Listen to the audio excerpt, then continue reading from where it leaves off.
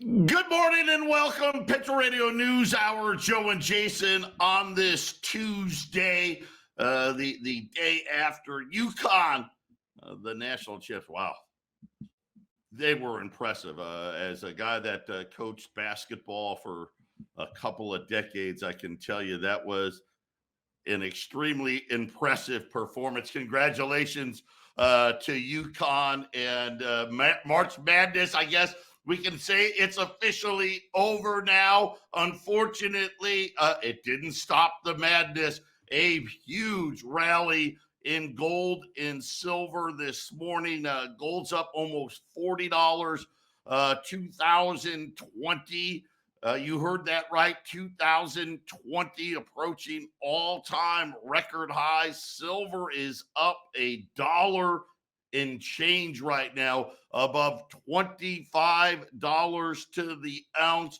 We had a bunch of economic data come out. We'll cover. We had Jamie Dimon reminding everybody, as I've been, listen, this banking crisis is not over. It's far from over. And I think Jamie Dimon had it right when he said, hey, it's going to take years before we get through all of this. Our toll-free number, 800-951-0592, the physical delivery of what we like to call wealth insurance, gold and silver. It is what we do. The website at allamericangold.com. And Jason, it kind of happened quick this morning.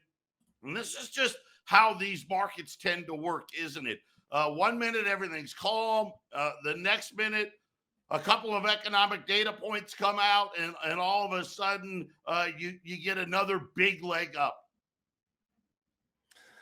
That's right, and you never know when it's what it's going to do from day to day. But ever since those few mid-sized regional banks failed, it's just it's sort of reacting the way it's supposed to. People are a little freaked out. Money is moving, and there's a lot of heartburn in the markets, Joe. And it's interesting to watch as gold spot doesn't want to go up, but it's being drug up by the physical price. It might be the first time I've really seen the physical price really dragging the paper price up the way it's doing. It's kind of nice to see, but it's also for anybody that wants to buy. It's telling you a big fat message, which is you better get it while you can, while it's this price. So just to let everybody know right now, silver $0.50 are unobtainium right now. As a matter of fact, the world's largest wholesaler was offering premiums above Silver Eagles on $0.50 and couldn't get them. They were trying to buy. Of course, they buy, 10, 20, 30 bags at a time if they could get their hands on it. I will also tell you that we are down to our last supplier on 10th ounce American Gold Eagles and U.S. Silver Eagles. Any large quantity, we will be putting you on hold or telling you we'll call you back to let you know if we can physically lock those products in. So those are next, and again, we've been warning you now for the last couple of weeks that this was going to start happening here. So the $0.50 went first this morning, the largest wholesaler in the world, and they're huge.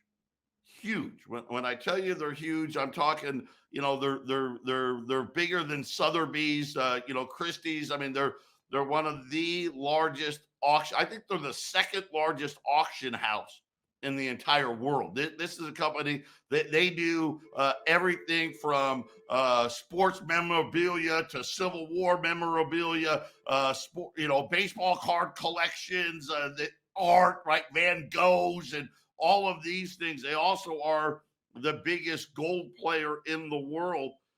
Jason, they took Silver Eagles and 10th ounce and they just took them right off. Said, nope, don't call us for them because we don't have them. So again, if you're looking to get in on those items, the sooner probably the better, because it looks like as everything is going on here, not only do the premiums, and obviously look at, I mean, silver's up $1 today. The premiums keep rising, but availability, Jason, just becomes less and less.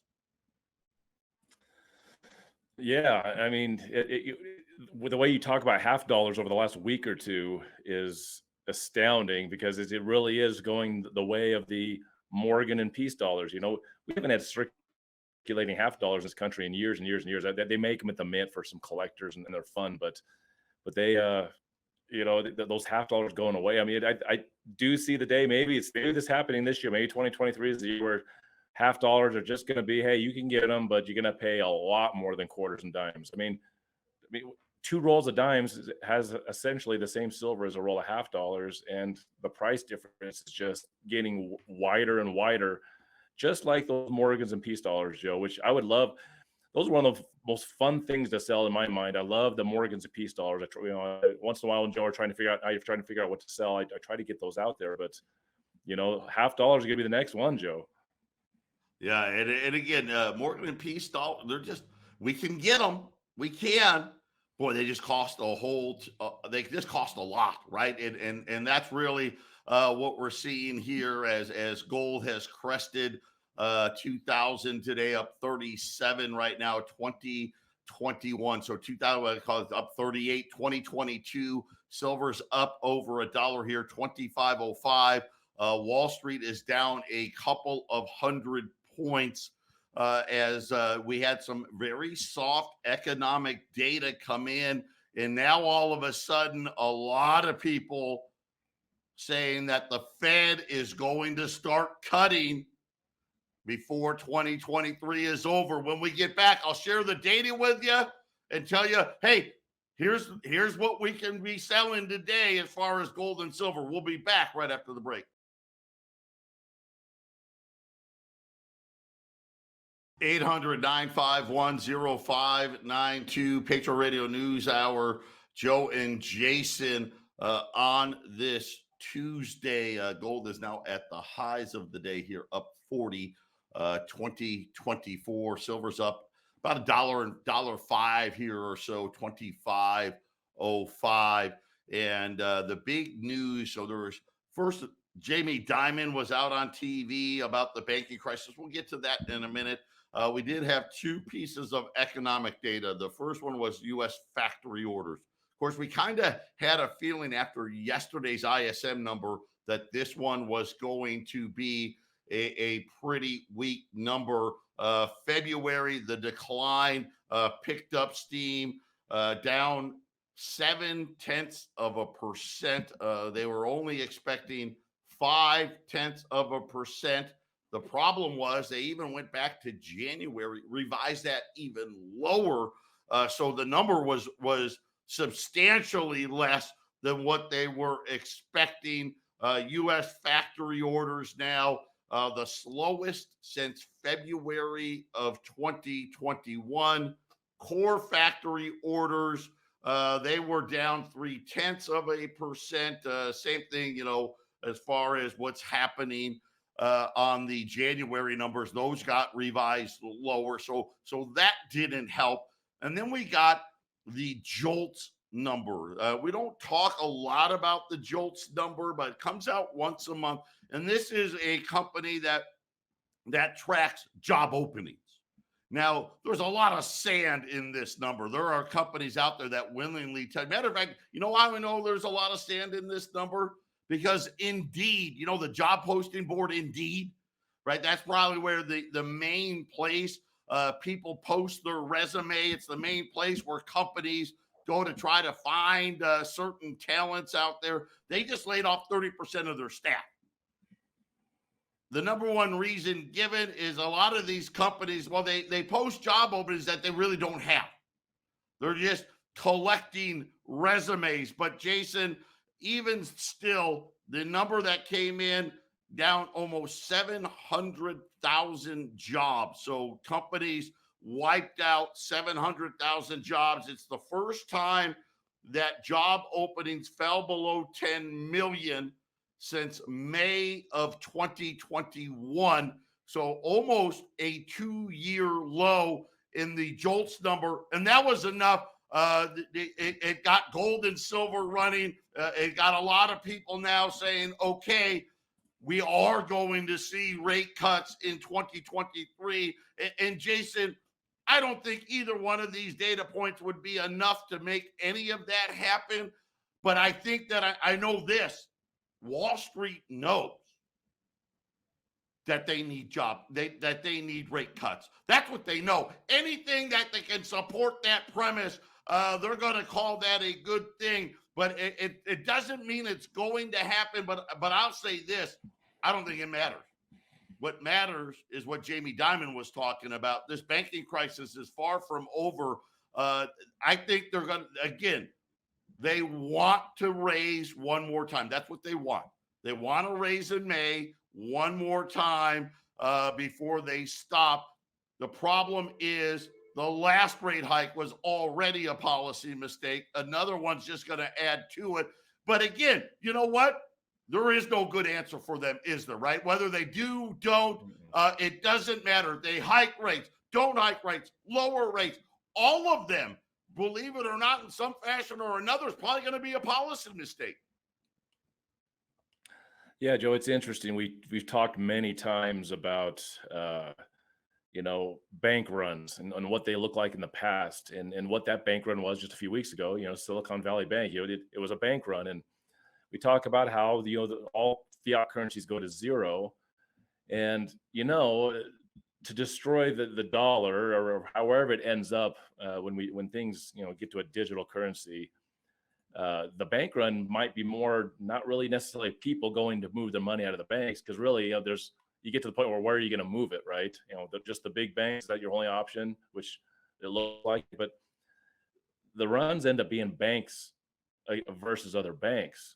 That's where the crisis gets bad. This is why there's so many people freaking out in the financial heads of the world, because when banks start pulling money from other banks, or banks start walking away from riskier banks, this is what really gets the dominoes falling really fast, Joe. It's not just a couple of large depositors at a regional bank. It's these banks and their deposits with each other, their investments with each other. That when they start pulling money from each other, liquidity freezes, and you have a banking nightmare. And that's why the Fed had that over the weekend emergency meeting, right, Joe? They said, we're looking at a few banks. I bet they were looking at 2 or 3 or 4, 5, maybe 500 banks, Joe. They know what they're doing. I think they just act like they don't. Yeah. And again, it's the unrealized losses, and it's really, when we talk about the Ponzi scheme that we have, and by design, this is what fiat money is. I'm not making some grandiose statement here. Fiat money by design is nothing more than a piece of paper with some color on it, right? Some design. That's really what it is. There's no intrinsic value to it, right? I mean, you could go to Staples and buy copy paper, by the pallet if you wanted. I mean, right? There's plenty of paper out there. These particular ones have different designs, and small-headed presidents, big-headed presidents, green money, blue stripes, right? Gold tinting, right? All this stuff. But there's nothing behind it, right? And always you have is that perceived value. And right now, what we have, Jason, is a loss of confidence in what the value of that fiat money is going to be. And when you look at inflation, listen, the gallon of milk or the gallon of gas or the $20 gold piece, they didn't change. Now, the box of cereal may have changed, right? The potato chips may have changed, right? Because what do? They took some out, right? But I'm still, a gallon of gas is a gallon of gas. Gallon of milk is a gallon of milk. $20 gold piece, $20 gold piece. What changed was the amount of worthless colored paper you have to pay to get it. And right now, that's really what fiat money is they create money out of thin air. That's how it works. And this is why they all know. This is exactly, believe it or not, when I say, it's a policy, it really isn't.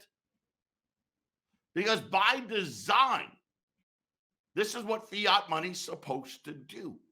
It's an inflationary thing. They just made up 2% to kind of make you feel good. It should be no percent, right? Why should it be worth less at all? What do you mean 2%?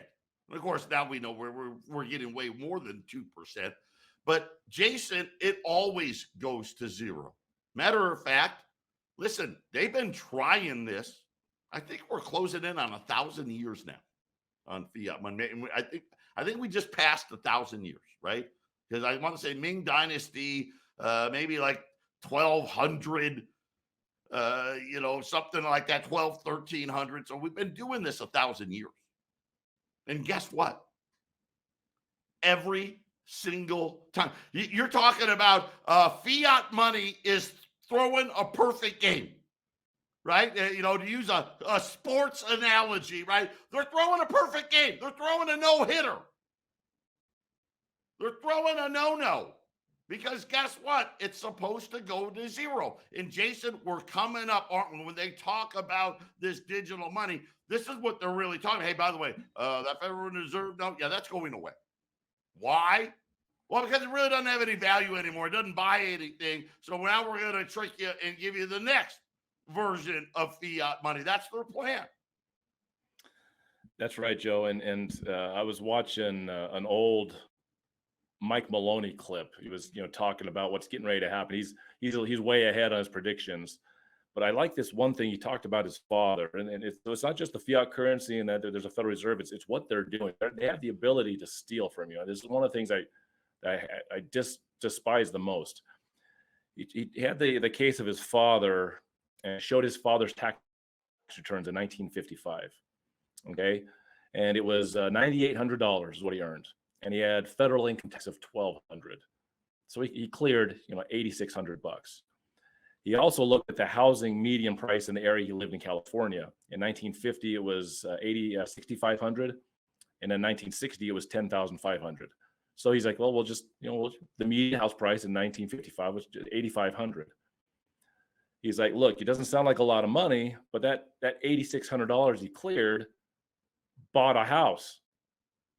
He says now, and this is 7 years ago. This is an older video. He's like, the median home price in this part of California is $360,000. Any of you out there earning $360,000? Yeah, there are people that earn that much. I get it, but Joe, the vast majority of the people, I think he was working in a hardware store. I think is what his dad was doing, buying a house with his 1 year annual wage. You don't have that anymore. This is why you put yourself in gold and silver. The only thing that will keep up with their shenanigans, their rip-off game that they put us in, Joe. Yeah, and it's now affecting the banking system. Really simply put, the central bank with their idiotic policies. And again, it's hard for me to say that, man, these are policy mistakes, because how did they not know? You can't have interest rates at zero for 15 years. And all these banks, they're buying 10, 20, and 30-year bonds. Right? They introduced it. Think about this. Because the debt was getting so big, they didn't even have a 20-year bond. They had to bring that out during the financial crisis as another way to sell more debt, and then told all the banks to buy them. Buy all these long-dated maturities. And now they're going to crumble under that. Matter of fact, there was a study that got released a couple of weeks ago on March the 13th. And unfortunately, they only could go back to the end of the year. So they went back to the December 2022, because, we got to think about this. All the banks have their quarterly earnings, all of their 10K filings and all this other stuff. So you have to use that. That's the most current data available. And here's what they came to, Jason. The study that took a deeper look at the unrealized losses that banks were likely holding. They said that the study revealed a much bigger problem than what the FDIC was estimating. At the time, the FDIC thought they were sitting on $620 billion of losses. And I'm like, man, I didn't hear the FDIC come out and say that to anybody. Did you? I mean, I do this for a living. Jason does this for a living. We watch this stuff. I didn't see that. But guess what they found? They said, dude, that's ridiculous. According to our data, the unrealized losses weren't $620 billion. Jason, $1.7 trillion was the number. And guess what? The Fed has hiked rates twice since then.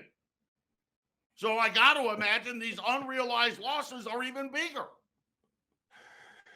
I guess we're going to have to see where the inflation numbers are. We were looking up the CPI coming out soon.